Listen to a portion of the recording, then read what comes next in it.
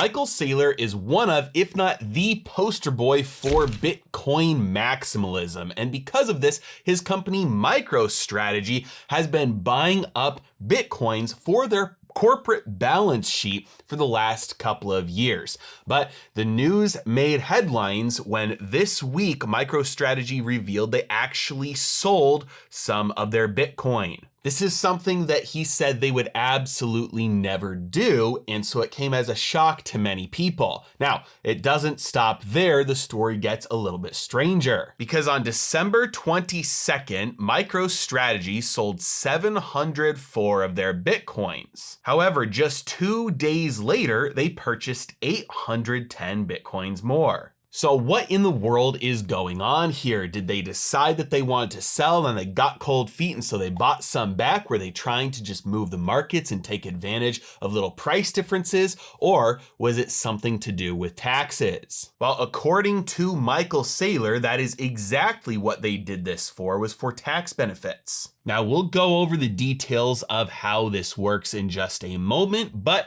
the main thing that you need to know is that if you currently hold cryptocurrency like Bitcoin and you are at an unrealized loss, you can do this exact same thing. And this year, 2022, might be the last year to do it. And so if you're watching this video before January 1st, 2023, you can take advantage of claiming those losses without having to actually get out of your Bitcoin position. This all has to do with something called a wash sale rule, which is why most people don't know this is possible with crypto. If you invest in stocks, mutual funds, ETFs through your brokerage account, your retirement, your IRA, and let's say you have Apple or SPY in those accounts, you cannot take losses unless you actually stay out of the position. Here's an example. You've got Apple stock, and let's say you're down 10%. So you sell and you never rebuy it.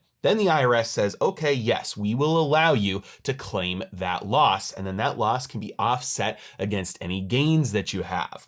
However, if you decide you are going to sell your Apple stock at your 10% loss, and then you think, nah, I'd actually rather buy back in, and you buy back in within 30 days, you are no longer allowed to take that loss. If you are going to have a loss of $1,000 on that sale, that $1,000 loss gets rolled over into the cost basis of your new shares that you just purchased, which means that when you eventually sell those new shares, then you'll be able to capture that loss, but not beforehand. So you might be thinking to yourself, well, if I can't take a loss if I buy back into the position, does that also mean I won't get taxed on profits if I sell something at a profit and then buy back in within 30 days?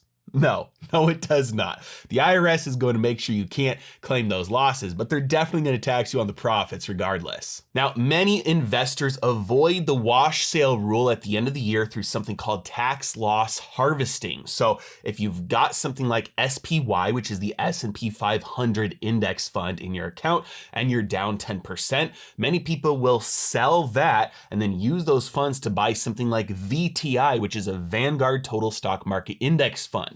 They perform almost identical to each other because they're invested in almost the exact same stocks, but they're actually different things. And so you take the loss on one thing, reinvest something else that will have very similar, if not identical performance, and then you get the best of both worlds. The only thing to watch out for here that you got to make sure you watch out for if you are going to try to use tax loss harvesting is that you don't invest in something that is substantially identical to what you sold. For example, if you sell SPY, which is an S&P 500 index fund, and you buy VOO, which is Vanguard's S&P 500 index fund, those are so similar to each other that the IRS could say that they're substantially identical and could backdate, retroactively apply the wash sale rule to your initial sale, your initial repurchase of those new shares, and then get you for taxes and fees and penalties for claiming a loss that wasn't actually there. So what does this all have to do with Bitcoin and MicroStrategy? Well, this rule does not exist with crypto. The wash sale rule does not apply. Now, we know that MicroStrategy has been buying up a lot of Bitcoin through the entire way it was going up and the entire way it's been going down. And so